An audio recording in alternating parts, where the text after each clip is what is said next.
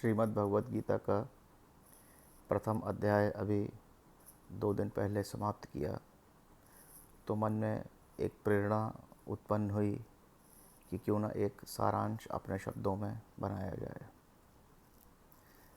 तो गीता का प्रारंभ जो है वो एक श्लोक से होता है जिसमें धृतराष्ट्र संजय से पूछते हैं कि धर्म क्षेत्र कुरुक्षेत्र में पांडु और मेरे पुत्रों ने जो कि युद्ध की इच्छा से वहाँ इकट्ठे हुए उन्होंने क्या किया, और फिर उसका वर्णन करना संजय प्रारंभ करते हैं।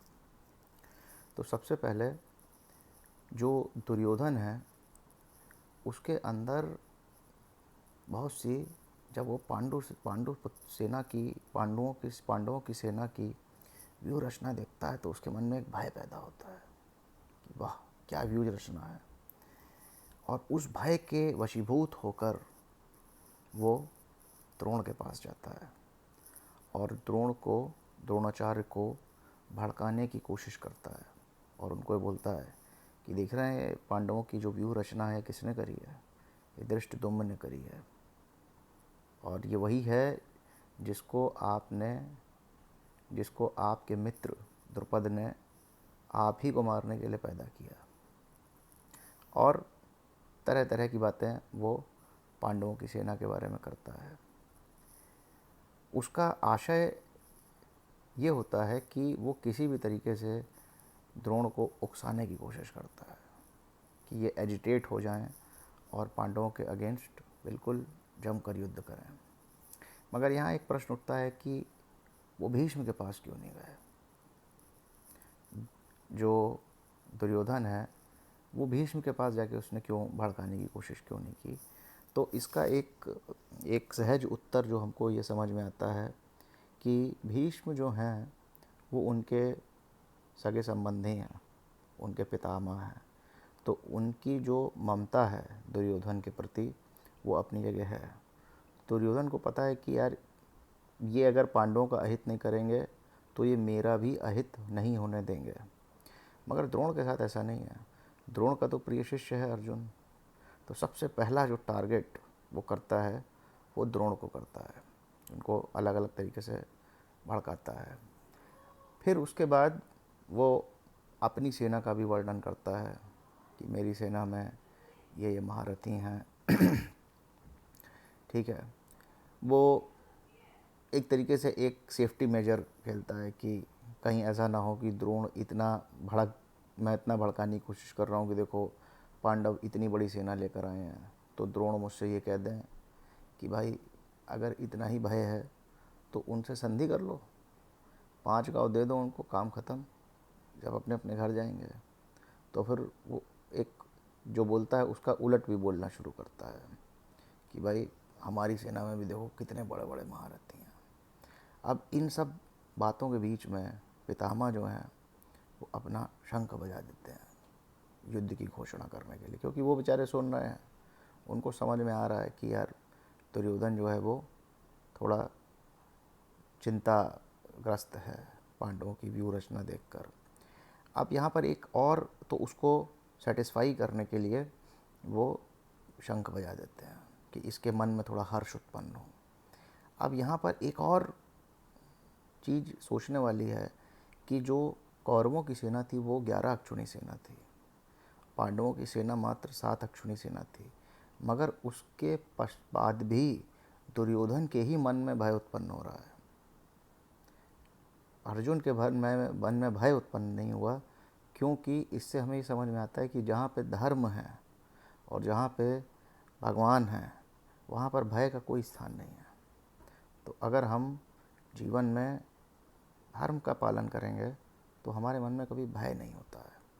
यही रीज़न है कि दुर्योधन एक 11 अक्षुणी सेना लेकर भी वो भय से व्याकुल हो गया जब उन्होंने पांडवों की व्यूह रचना देखी, और तुरंत जो है द्रोणाचार्य के पास जाकर अपनी बातें कहने लगा। उसके बाद जो संजय हैं वो पांडुपुत्रों की तरफ देखते हैं और वहाँ पर अर्जुन जो हैं वो, अच्छा इसके पहले एक और भी चीज़ होती है कि जब भीष्म ने अपना अपना शंख बजाया तो उसके जवाब में वासुदेव कृष्ण ने, अर्जुन ने, भीम ने और सभी ने अपने अपने शंख बजाए और इससे एक बड़ा ही जो है एक आकाश भेदी शब्द पैदा हो गया। अब उसके बाद संजय एक्सप्लेन करते हैं कि अर्जुन ने क्या किया। तो बड़ी इंटरेस्टिंग चीज़ है कि अर्जुन बिल्कुल उत्साह से भरे हुए हैं। जब उन्होंने अपना शंख बजाया, अर्जुन का शंख का नाम है देवदत्त, भगवान कृष्ण के शंख का नाम है पंचजन्य, और उन्होंने जब अपने शंख बजाए तो वो उत्साह से भर गए। और उसके बाद अर्जुन ने अपने सारथी भगवान कृष्ण को आदेश दिया कि हे केशव, ज़रा लेके चलिए तो इस युद्ध भूमि के बीचों बीच, जहाँ से मैं देख सकूं कि कौन से ऐसे योद्धा हैं जो जो मुझसे युद्ध करने की इच्छा लेकर यहाँ कुरुक्षेत्र में आए हैं। असल में यहाँ पर जो अर्जुन का युद्ध के प्रति उत्साह है वो दिखाई देता है। वो कहना चाह रहा है, उत्साह से परिपूर्ण है कि ज़रा देखें कौन आया है मुझसे युद्ध करने, मरने की इच्छा लेकर। तो भगवान भी बड़े ही सुगमता से एक चालाकी करते हैं कि वो एक ऐसी उपयुक्त जगह पर ले जाकर उसके रथ को खड़ा करते हैं जहाँ से उसे पितामह दिख रहे हैं और द्रोण दिख रहे हैं, अपने सगे संबंधी दिख रहे हैं, और उससे बोलते हैं कि देख अर्जुन, ये हैं कुरुवंशी जो तुझसे युद्ध करने यहाँ आए हैं। अब यहाँ पे वो भेद नहीं करते कौरवों और पांडवों के बीच में। वो बोलते हैं देखो कुरुवंशी आए हैं तुमसे युद्ध करने, क्योंकि वो अर्जुन के मन के मोह को जगाना चाहते हैं। अब जब अर्जुन ने देखा कि यार कोई मेरा पितामह है, कोई मेरा गुरु है, कोई मेरे सगे संबंधी हैं, तो उनको एक बड़ा ही बोला कि भाई कि केशव, मेरा तो हाथ से धनुष छूटा जा रहा है, मेरे शरीर में कपकपी आ रही है, मेरे रोंगटे खड़े हो गए हैं, और मैं अगर इनसे युद्ध कर भी लूँगा अपने सगे संबंधियों को मार के, इन्हीं के लिए तो मैं राज्य चाहता हूँ। अगर मुझे इनको मार कर, इनको हताहत करके धन मिल भी गया तो मैं करूँगा क्या? करूँगा क्या? इन्हीं के लिए तो मुझे चाहिए था धन। और आप तो इस पृथ्वी के राज्य की बात कर रहे हैं। मुझे अगर त्रिलोकी का भी राज्य मिल जाए तो भी मुझे स्वीकार्य नहीं है। और इसके बाद अर्जुन एक के बाद एक जो है तर्क देते हैं भगवान को कि क्यों ये अधर्म है। और उन तर्कों का निचोड़ सिर्फ इतना होता है कि अर्जुन के सामने उनका जो कर्तव्य है, कर्तव्य क्या है? वो युद्ध करना है। और उनका जो कर्तव्य है वो उनको एक बुराई के रूप में दिखाई पड़ रहा है, क्योंकि उनको ऐसा लग रहा है कि मैं तो यहाँ पर हिंसा कर रहा हूँ, और हिंसा किस वजह से कर रहा हूँ? धन की आशा के कारण, राज्य की आशा के कारण। उनको अपने कर्तव्य पे ध्यान ही नहीं है कि मेरा कर्तव्य क्या है। ठीक है। और उनके अंदर ये दोष कहाँ से उत्पन्न हुआ? दोष इसलिए उत्पन्न हुआ क्योंकि उनको मोह है। मोह किसका मोह है? कुटुंबियों का मोह है, अपने परिवारजनों का मोह है, अपने जो है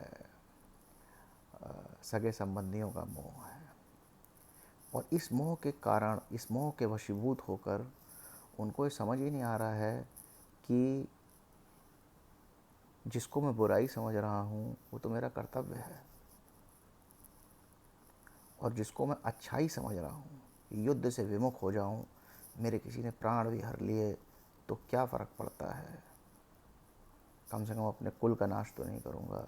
तो जिसको वो बहुत बड़ी अच्छाई समझ रहे हैं वो असल में उनमें एक कायरता उत्पन्न हो गई है।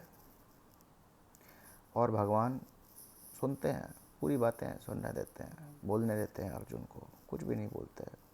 और अंत में वो अपना एक कमांडमेंट पास करते हैं कि क्या लगा रखा है, कि तुम्हारे अंदर ये कायरता कहाँ से उत्पन्न हो गई, चलो उठो और युद्ध करो। अभी वो अर्जुन को कुछ भी समझाते नहीं है, अभी तो भगवान ने गीता का उपदेश प्रारंभ भी नहीं किया। उन्होंने सिर्फ अर्जुन को इतना कहा कि उठो, युद्ध करो, क्या लगा रखा है, ये कायरता तुम्हें शोभा नहीं देती है, कायरता कहाँ से आ गई है। अब यहाँ पर दो तीन महत्वपूर्ण बातें हैं कि भगवान ने अर्जुन के जो आर्ग्यूमेंट्स थे उनको बहुत ज़्यादा भाव नहीं दिया, तर्क थे उनको बिल्कुल सिरे से खारिज कर दिया, उनका जवाब देना भी उचित नहीं समझा। तो अर्जुन जो था वो थोड़ा सकपका जाता है, बोलता है कि यार ये क्या है। उसको ये तो पता है कि वासुदेव जो हैं वो तो स्वयं नारायण हैं। तो जब अर्जुन को ये समझ में आता है कि यार इन्होंने मेरे सारे तर्क बिल्कुल रिजेक्ट कर दिए, तो इसमें कुछ ना कुछ तो प्रॉब्लम है। तो अर्जुन थोड़ा सा अपना टोन डाउन करता है और धीरे धीरे वो एक रिसेप्टिव फॉर्म में आना शुरू करता है। जब वो अपने तर्क देना शुरू करता है तब वो रिसेप्टिव फॉर्म में नहीं होता। उस समय वो बिल्कुल कॉन्फिडेंस के साथ बोलता है मुझे युद्ध करना ही नहीं है, ठीक है, और तमाम बेजा तर्क देता है। उनको यहाँ पे फिर से बोलने से कुछ लाभ नहीं है। मगर जब पहला अध्याय ख़त्म होते होते अर्जुन अपने रिसेप्टिव फॉर्म में आ जाता है। दूसरे अध्याय में भी वो अपने तर्क देगा, क्योंकि भगवान अपना जो उपदेश है वो शायद 11वें श्लोक से प्रारंभ करेंगे दूसरे अध्याय के। दूसरे अध्याय में भी वो कुछ अपने तर्क देगा, मगर अब उसकी इंटेंसिटी टोन डाउन हो चुकी होगी। और यहाँ पर एक और बड़ी महत्वपूर्ण बात है कि बुराई जब कभी अच्छाई का रूप धारण करके आती है तो उसे समझना बहुत मुश्किल होता है, बहुत मुश्किल होता है। क्योंकि जैसे सीता जी के सामने रावण आया एक साधु का भेष रख के, बजरंग बली के सामने एक काल नेमी राक्षस आया, वो भी साधु का भेष रख के आया। हमको ये समझ नहीं आता, वो भी गच्चा खा गए, पहचान नहीं पाए। उसी तरह जब हमारे सामने जीवन में बुराई अच्छाई का रूप धारण करके आती है तो उससे पार पाना बहुत मुश्किल होता है।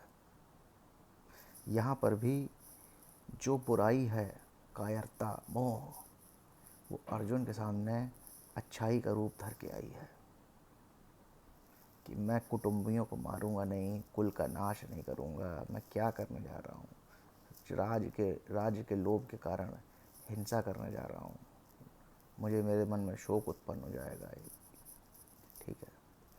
अब ज़रा आप देखिए आज के समय में ये की बात कितनी प्रासंगिक है, क्योंकि हम जितनी बुराइयों को देख रहे हैं सब अच्छाई का ही रूप धारण करके हमारे सामने आई हैं। तो मैंने जब से ये बात पढ़ी है, इस बात ने मुझे बिल्कुल विचलित कर दिया है कि मैं आज की डेट में जितनी बुराइयां देखता हूँ 99% उसमें से अच्छाई का ही रूप धारण करे होती हैं। या तो हम उन्हें ट्रिविलाइज करते हैं कुछ भी बोल के, या फिर एक जस्टिफाई करते हैं कि आजकल ऐसे ही चलता है यार, this is how it is.